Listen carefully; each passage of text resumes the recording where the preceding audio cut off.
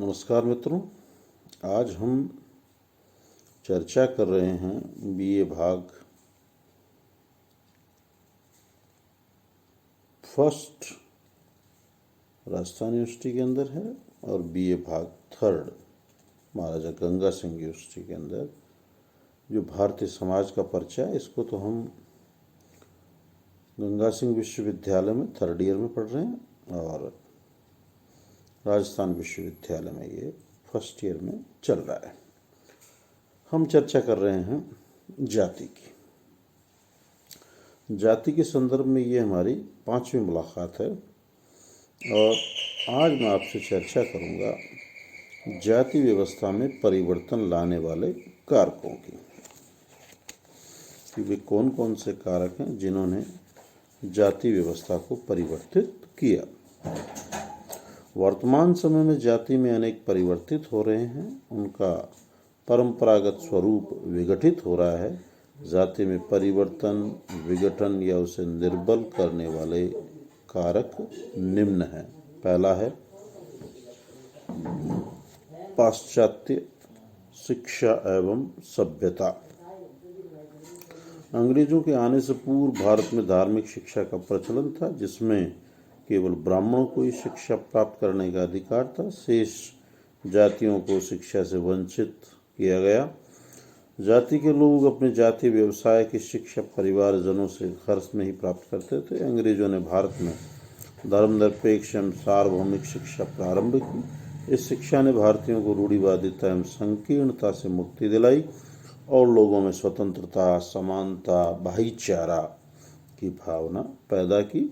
वैज्ञानिक शिक्षा ने लोगों में तार्किक दृष्टिकोण को विकसित किया। परिणाम स्वरूप जाति धीरे धीरे कमजोर हुई।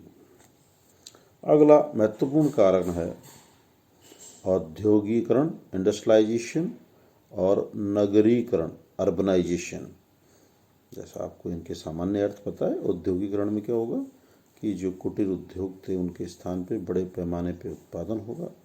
हाथ के स्थान पे काम मशीनों के द्वारा कल कारखानों में, बड़ी बड़ी फैक्ट्रीज में किया जाएगा। वो तो साधारण अर्थों में औद्योगिकरण हुआ। और नगरीकरण में क्या होगा कि जब ग्रामीण जनसंख्या रोजगार एवं अन्य कारकों के चलते गांव से प्रवसन करके नगरों की ओर प्रस्थान करती है, और न केवल प्रस्थान करती है वरन नगरीय जीवन शैली को अपना लेती है। तो नगरीय जीवन शैली में तो क्या है, जाति का प्रभाव वैसे ही कम है, तो वो नगरीकरण कहलाता है। औद्योगिकरण के कारण भारत में बड़े बड़े कल कारखानों की स्थापना है, जिसमें सभी जातियों के लोग साथ साथ काम करने लगे।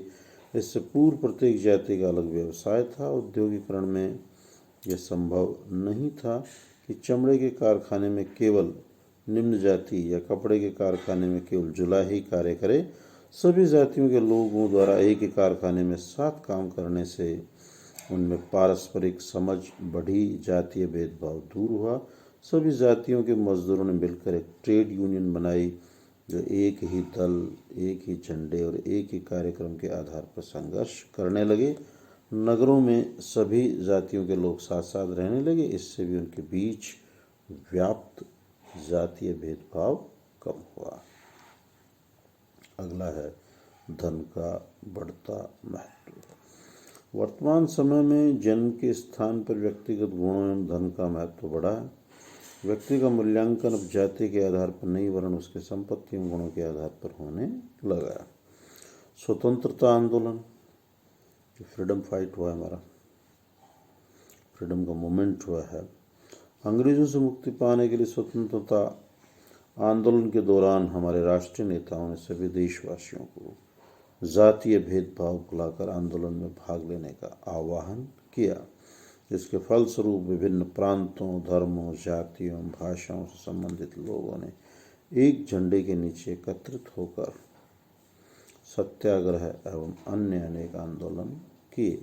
सभी जातियों के लोग जेलों में साथ साथ रहते, खाते पीते, उठते बैठते। इससे जातीय भेदभाव समाप्त हुआ। प्रजातंत्र की स्थापना।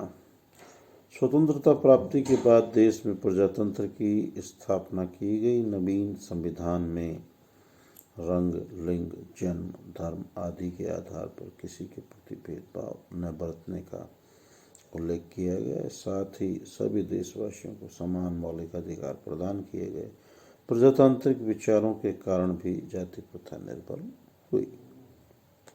धार्मिक आंदोलन, ब्रह्म समाज, आर्य समाज, प्रार्थना समाज, रामकृष्ण मिशन, नानक, नामदेव, तुकाराम, कबीर आदि संतों ने जाति के दोषों की कटु आलोचना की और जातीय छुआछूत, उच्चता, निम्नता को समाप्त करने में योगदान दिया।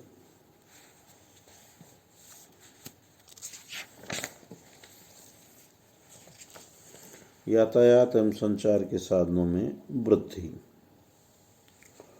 यातायात एवं संचार के नवीन साधनों के कारण लोगों में गतिशीलता बढ़ी। धर्मों एवं जातियों के लोग रेल, बस, वायुयान, जलयान में साथ साथ यात्रा करने लगे। इससे उनके संपर्क बढ़े, समानता के भाव पनपे, छुआछूत की भावना कम हुई और खान पान के नियमों में शिथिलता आई। यही तो जाति के मूल आधार थे कि विवाह, खान पान, व्यवसाय, इनके ऊपर ही तो प्रतिबंध लगा रही थी जाति। अगला है स्त्री शिक्षा का प्रसार।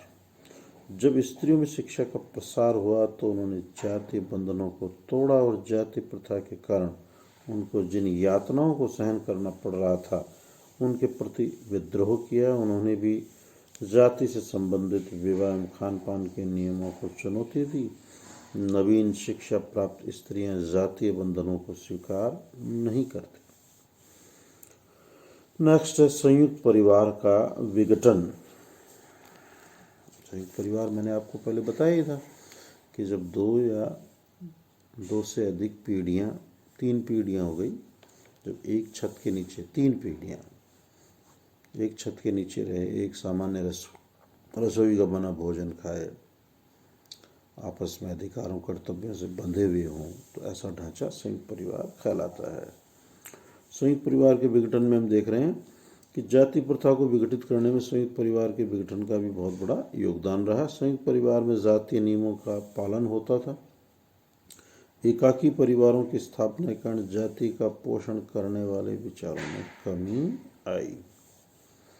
अगला है जातीय पंचायतों का ह्रास। जाति प्रथा को दृढ़ता प्रदान करने में जाति पंचायत एवं ग्राम पंचायतों ने महत्वपूर्ण भूमिका निभाई। जातीय नियमों का उल्लंघन करने वालों को जाति पंचायतें दंड भी देती थी।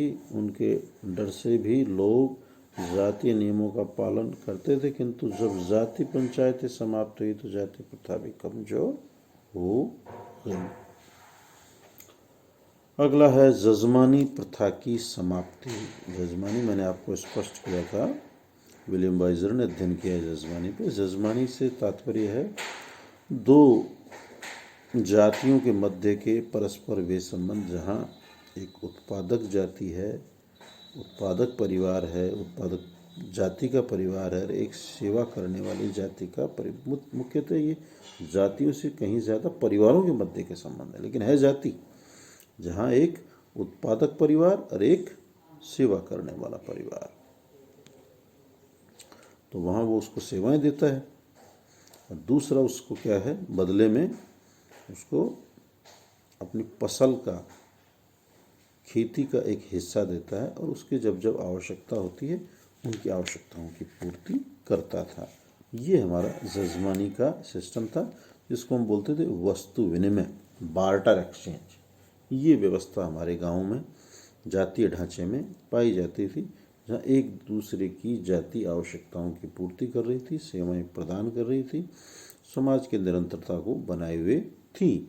लेकिन जब मार्केट सिस्टम आ गया तो इसने जब अपना मुद्रा का प्रचलन आ गया तो इसने क्या किया, सारी की सारी इस व्यवस्था को ख़त्म कर दिया। तो अब जाति की आवश्यकता ही महसूस नहीं हुई। जजमानी प्रथा की समाप्ति में, जजमानी प्रथा में एक जाति दूसरी जाति की सेवा करती थी, उनमें पारस्परिक निर्भरता थी, किंतु जब औद्योगिकरण हुआ एवं नवीन व्यवस्थाओं की स्थापना हुई तो जजमानी प्रथा टूटने लगी। लोग अपने जातीय व्यवसाय के स्थान पर अन्य व्यवसाय भी करने लगे।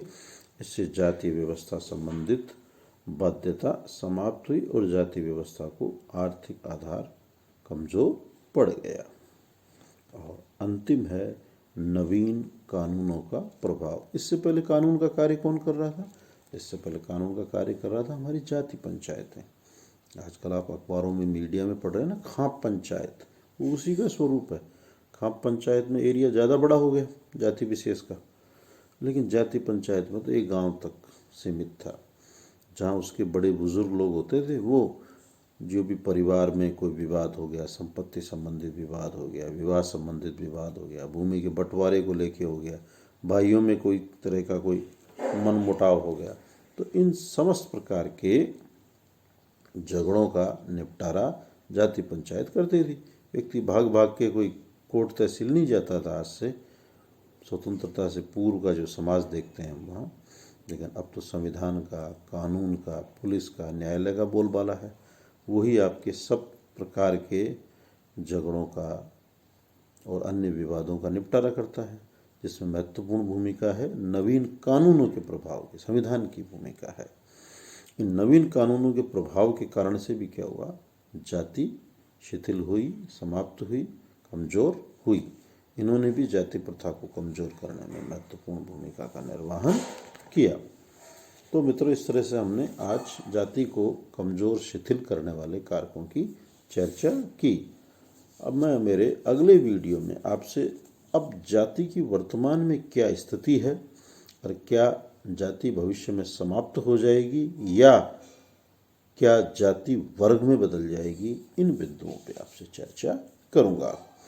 मेरा पुनः आपसे यही सुझाव, सजेशन है कि आप घरों में रहें, अनावश्यक बाहर नहीं जाएं, अपने स्वास्थ्य का विशेष रूप से ध्यान रखें। कोई आवश्यक काम है तो ही पधारें, अन्यथा घरों में रहें, स्वस्थ रहें, प्रसन्नचित रहें।